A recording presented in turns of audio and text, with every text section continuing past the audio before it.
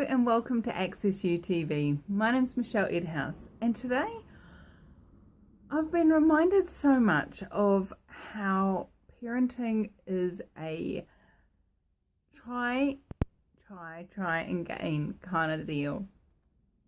And so often we function from our points of view about what should be done, how things should be done, what's required to change something, what's required to parent, what's required to change behaviours, what's required to, and what if they were just all interesting points of view?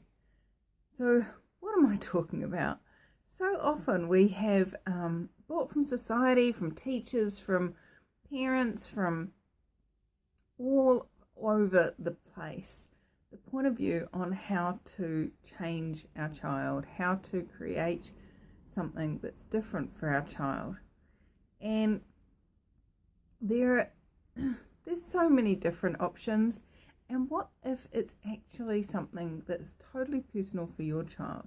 What if what works for one child doesn't necessarily work for yours? Would you be willing to ask a question? Ask what is required here to create this change?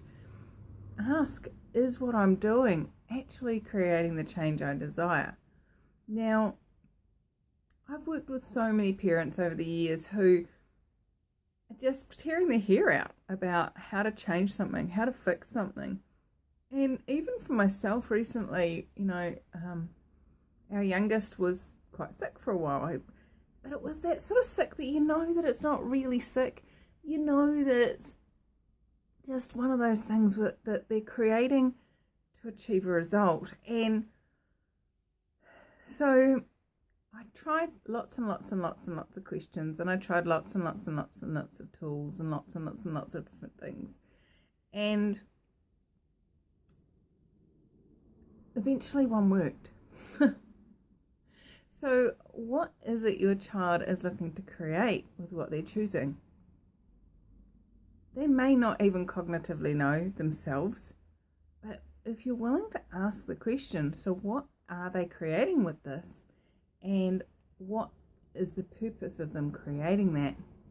Now, some kids do some things that are really detrimental to their health, detrimental to your level of trust, and yet they're looking to do so, to create a result, and otherwise they wouldn't choose it. Otherwise, if you've given them the information about what they're creating and they're still choosing it, it's like, okay, so what is it that they are choosing this for?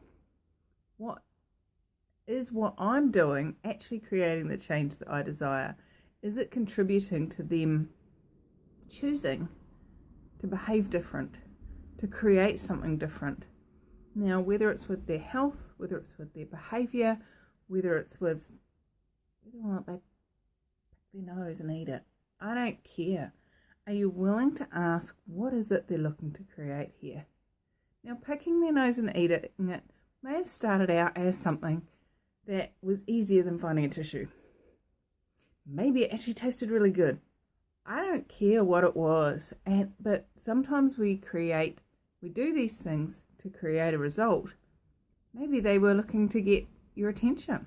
Maybe you growled at them for picking their nose and eating it, and oh look, I got mum's attention, yay!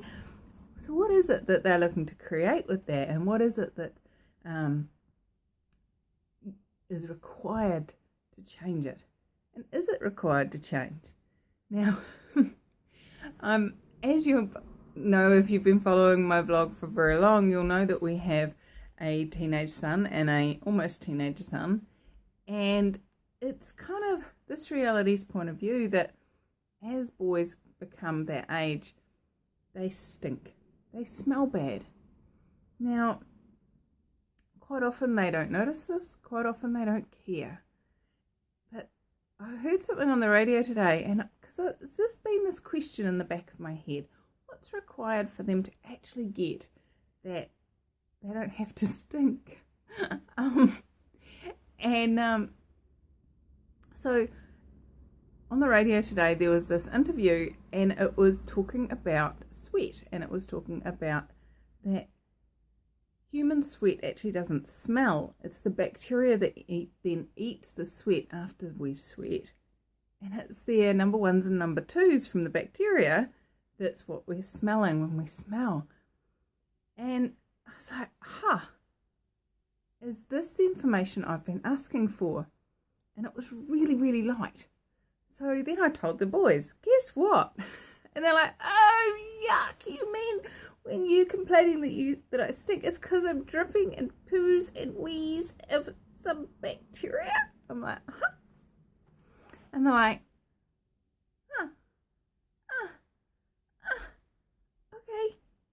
And there's a little switch turned. There was a reason why Mum suggests that they have a shower. There's a reason why we have antibacterial soap in the shower. It's for that reason. So, is what you're doing working? Is it actually creating the change that you require and desire? And if it isn't, what else can you choose? What else can you be aware of? What other information is required that could allow you to create that change? Or maybe even realize that you don't need to create the change. So how many points of view are you using to create the unhappy parenting you're choosing? And everything that is times a godzillion. Will you destroy and uncreate it all, please? Right and wrong, good and bad, pod and pock, all nine, boys, shorts and beyonds. Now, why do I say unhappy parenting? Well, is it fun to be grumping at your children all the time? Is it fun to always be picking holes in what they're choosing, not choosing, creating, not creating? Or is there another possibility that you could be choosing? And how many points of view are you using to create the unhappy parenting you're choosing? And everything that is, once again, will you destroy and uncreate it all, please? Right and wrong, good and bad, pod and pock, all nine, boys, shorts and beyonds. So I hope this has opened up possibilities for you, and I'd love to hear from you in the comments. And what else is possible? What else would you like me to talk about? What else is going on in your world that maybe I can do a video and contribute a tool or another possibility for you? So thanks again for joining me here at Access UTV, and how much fun can you have with parenting?